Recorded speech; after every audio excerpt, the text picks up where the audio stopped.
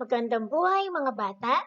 Ang ating asignatura ngayong umaga ay ang MAPE 5, Health, para sa Quarter 2. Ang ating tatalakayin ay ang mga pagbabago sa katawan sa panahon ng pagbibinata at pagdadalaga. Ang mga aralin na nakapaloob dito ay dinisenyo at isinulat para sa iyo upang maging gabay mo sa pagkatuto tungkol sa mga pagbabago sa pisikal na anyo ng mga nagbibinata at nagdadalaga. Ang mga salitang ginamit dito ay angkop para sa iyo. Ang mga araling nakapaloob dito ay naaayon sa tamang pagkakasunod-sunod para sa iyong pagkatuto. At ito ay may layunin na pagkatapos ng aralin, kayo ay inaasahan na mailalarawan ng mga pagbabagong pisikal, emosyonal, at sosyal na nararanasan habang nagbibinata at nagdadalaga. At matatanggap ang mga pagbabagong ito bilang bahagi ng paglaki at pagtanda. Sa iyong palagay, bakit kaya nararanasan mo ang mga pagbabagong ito sa panahon ng puberty kung ikaw ay nagbibinata at nagdadalaga? Sa panahon ng puberty, ang isang tao, babae man o lalaki, ay nakararanas ng iba't ibang pagbabago sa katawan. Ang mga pagbabagong ito ay nakakaapekto sa pisikal, emosyonal, at sosyal na aspekto ng bawat tao.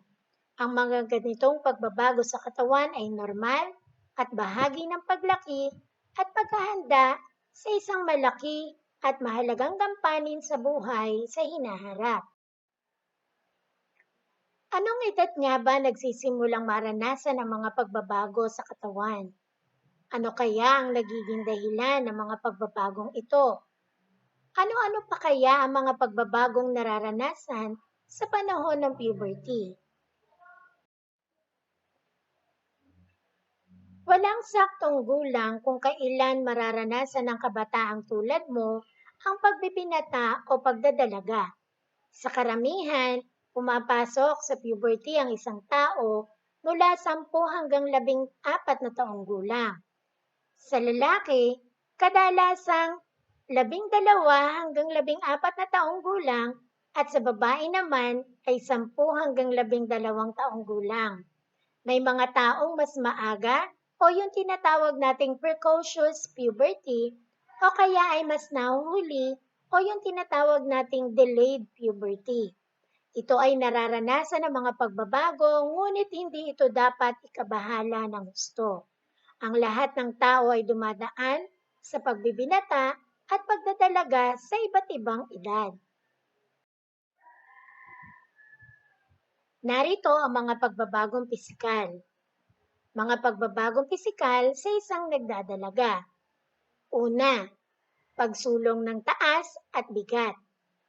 Ikalawa, pagbabago sa sukat ng katawan. Ikatlo, pag-unlad ng mga pangunahing bahagi ng katawan. Lumulusog at nagkakahugis ang dibdib. Nagkakaroon ng buwan ng daloy o menstruation. Ikaapat, paglapad ng balakang, pagtubo ng tagyawat, at pagtubo ng buhok sa iba't ibang bahagi ng katawan. At ang ikalima, pag-iiba ng kilos tulad ng pagiging palaayos at pagkakaroon ng interes sa paglalagay ng pampaganda at palamuti sa katawan. At narito naman ang mga pagbabagong pisikal sa isang nagbibinata. Una, pagsulong ng taas at bigat. Ikalawa, mabilis na pag-unlad ng kalamnan na nagbibigay ng kakayahan sa paggawa ng mabigat na gawain. Ikatlo, unti-unting lumalaki ang kasariang panlalaki. Ikaapat, nagkakaroon ng tagyawat at tinutubuan ng buhok sa iba't ibang bahagi ng katawan tulad ng kilikili at sa binti. Makikita rin ang pagtubo ng bigote at balbas. Ikalima, nagbabago at lumalaki ang boses. Ngunit ang mga pagbabagong ito ay dulot ng pagtaas ng level ng hormones, testosterone sa mga lalaki at estrogen sa mga babae. Narito naman ang mga pagbabagong sosyal at emosyonal. Una, nagkakaroon ng crush o paghanga. Ikalawa, naglalahad ng problema o opinyon sa kaibigan. Ikatlo, nagkakaroon ng mga grupo o kaibigan o yung tinatawag nating mga kabarkada. Ikaapat, nagkakaroon ng tiwala sa sarili. Ikalima, nagiging responsible sa mga bagay-bagay tulad ng sa pag-aaral, sa pamilya, sa kaibigan, at sa gawaing bahay. Ika-anim, nakapagpapasya. At ang ikapito, nagiging matured ang ugali at angkop ang kilos sa edad. Ang pagbabago sa level ng hormones at mentalidad ng isang tao ay maaaring makaapekto rin sa pagbabago sa pakikisalamuha at paraan ng pag-iisip ng isang tao. Ngayon mga bata, ating gawin ang gawain sa pagkatuto bilang isa.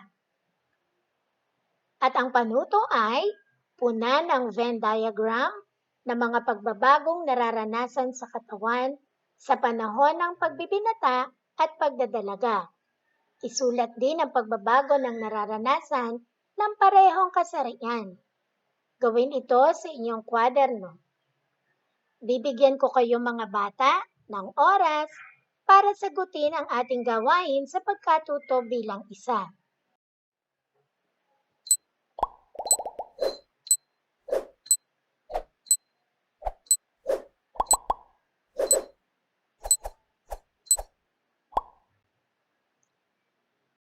Okay, so atin nang sagutan ang gawain sa pagkatuto bilang isa. At narito na ang mga kasagutan. Para sa nagbibinata, una, unti-unting lumalaki ang kasariang panlalaki. Ikalawa, mabilis na pag-unlad ng kalamnan na nagbibigay ng kakayahan sa paggawa ng mabigat na gawain. Ikatlo, pagtubo ng bigote at balbas. At ang ikaapat, nagbabago at lumalaki ang boses. Samantalang sa mga nagdadalaga, narito naman ang mga kasagutan. Pag-unlad ng mga pangunahing bahagi ng katawan, lumulusog at nagkakahugis ang dibdib, nagkakaroon ng buwan ng daloy o menstruation, paglapad ng balakang, pag-iiba ng kilos tulad ng pagiging palaayos, at pagkakaroon ng interes sa paglalagay ng pampaganda at palamuti sa katawan. At samantalang sa mga pagbabago sa parehong kasarian, narito ang mga kasagutan. Pagsulong ng taas at bigat, pagbabago sa sukat ng katawan, at ang huli, pagtubo ng tagyawat at pagtubo ng buhok sa iba't ibang bahagi ng katawan. Sana ay nasagutan ninyo ang gawain sa pagkatuto bilang isa. Ngayon ay dumako naman tayo sa gawain sa pagkatuto bilang dalawa. Kumpletuhin ang chart sa ibaba batay sa aralin. Gawin ito sa inyong kwaderno. Nasa unang kolum ang mga ginulong titik. Sa ikalawang kolum ang nabuong salita at yan ang inyong sasagutan. At ang ikatlong kolum ay ang katangian at paglalarawan. So para sa unang bilang, mayroon tayong katangian na pisikal na pagbabago ng katawan ng isang batang lalaki at babae. At ang ikalawa ay ang hormones ng mga lalaki. Ikatlo ay ang hormones ng mga babae. Ikaapat ay ang buwan ng dalaw na dumarating sa mga kababaihan. At ang ikalima ay ang maagang pagsisimula ng pagdadalaga at pagbibinata. At ang panghuli ay ang naantalang pagdadalaga at pagbibinata. Muli, bibigyan ko kayo ng oras para sagutin ang gawain sa pagkatuto bilang dalawa.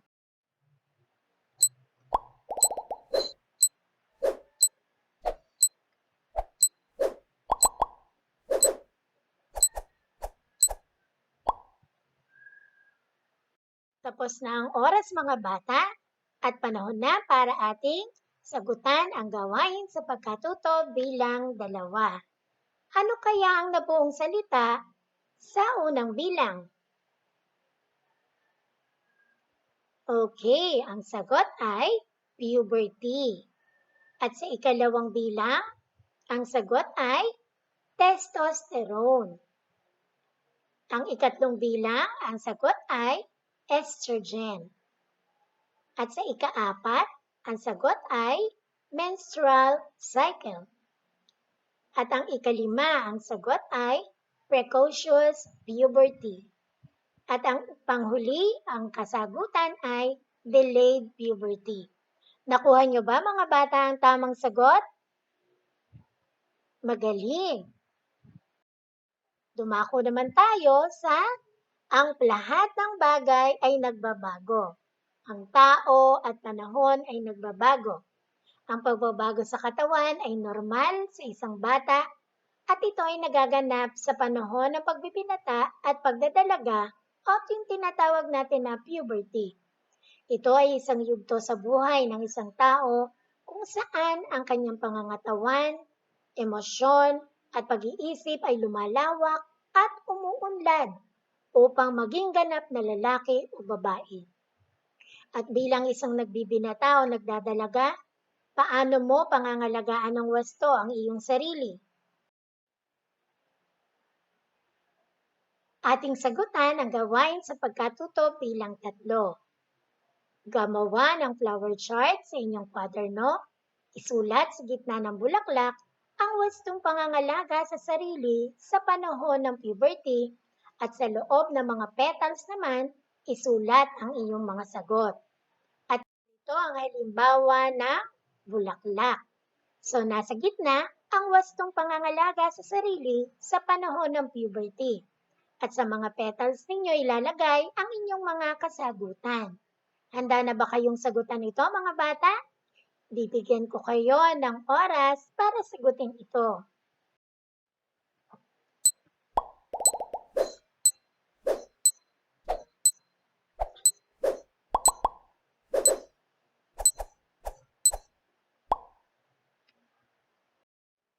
At narito mga bata ang mga kasagutan.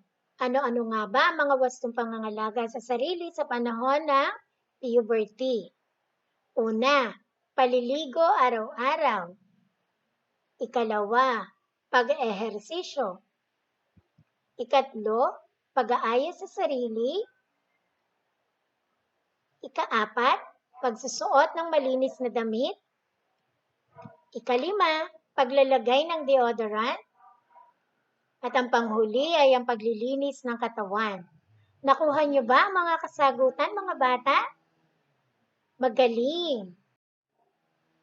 Ngayon naman ay dumako tayo sa gawain sa pagkatuto bilang 4. At upang higit mong makilala ang iyong sarili, punan ng chart sa ibaba upang isulat ang mga pagbabagong pisikal, sosyal, at emosyonal na naganap sa iyong sarili.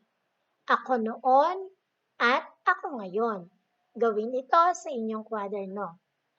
Para sa unang kolum, makikita ang mga pagbabago. Pisikal, sosyal, emosyonal.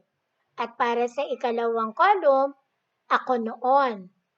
At ang ikatlo, ako ngayon. Ngayon mga bata, handa na ba kayong gawin ang gawain sa pagkatuto bilang 4? Tara at ating sagutan.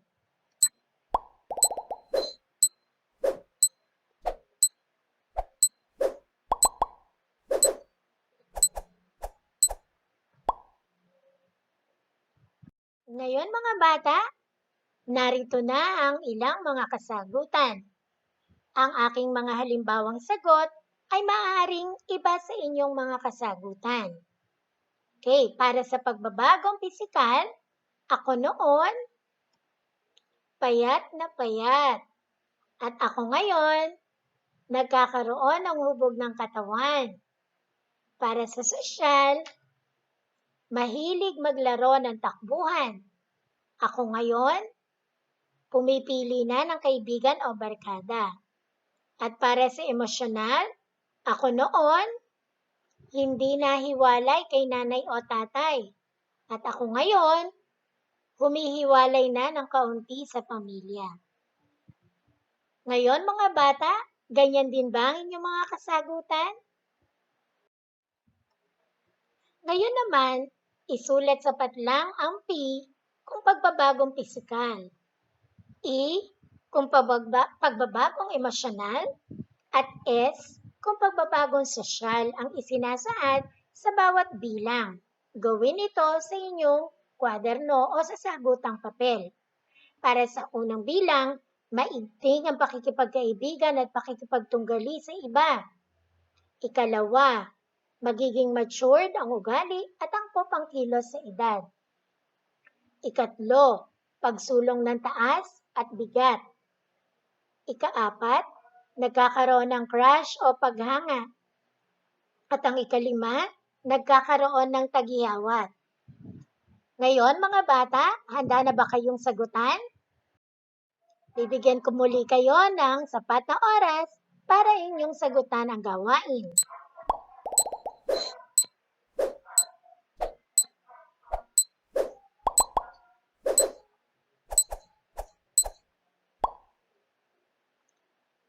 Ngayon natin ang sagutan ang gawain mga bata para sa unang bilang, maigting pakikipagkaibigan at pakikipagtunggali sa iba. Ano kayang pagbabago ito? Letter S, ito ay pagbabagong sosyal. Ang ikalawa, magiging matured ang ugali at ang pangkilos sa edad. Ano kayang pagbabago? Letter E, emosyonal. At ang ikatlo, pagsulong ng taas at bigat. Letter P, so ito ay pagbabago, isikal. At ang ikaapat, nagkakaroon ng crush o paghanga, emosyonal. At ang ikalima, nagkakaroon ng tagiyawat. At ito ay pagbabago, pisikal. Mahusay mga bata, nawa ay parehas ang inyong kasagutan sa aking kasagutan. Ngayon ay binabati ko kayo mga bata sa ipinakita ninyong husay at galing sa ating aralin ngayong umaga. Hanggang dito na lamang at paalam mga bata.